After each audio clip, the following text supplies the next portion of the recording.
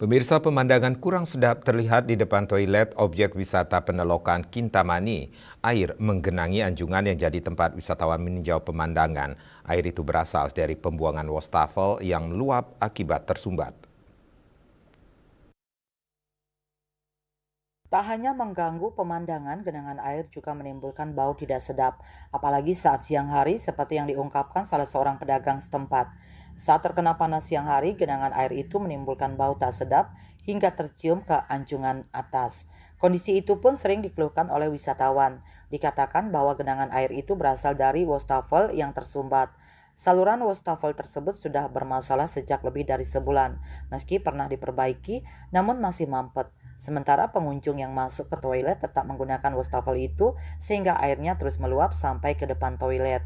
Kepala Dinas Pariwisata dan Kebudayaan Kabupaten Bangli, Iwayan Sugiarte, dikonfirmasi Minggu 27 Oktober mengakui adanya masalah pada saluran wastafel. Dikatakan bahwa persoalan mampetnya saluran wastafel itu sebenarnya sudah sempat diperbaiki, akan tetapi belum sepenuhnya bisa ditangani. Sugiarte juga mengatakan sejak saluran wastafel bermasalah, pihaknya telah meminta petugas di sana memasang pemberitahuan agar sementara tidak digunakan oleh pengunjung. Akan tetapi tetap saja ada yang memakainya sehingga air wastafel meluber hingga ke depan toilet. Dayu Swasrina, Bali Pos melaporkan.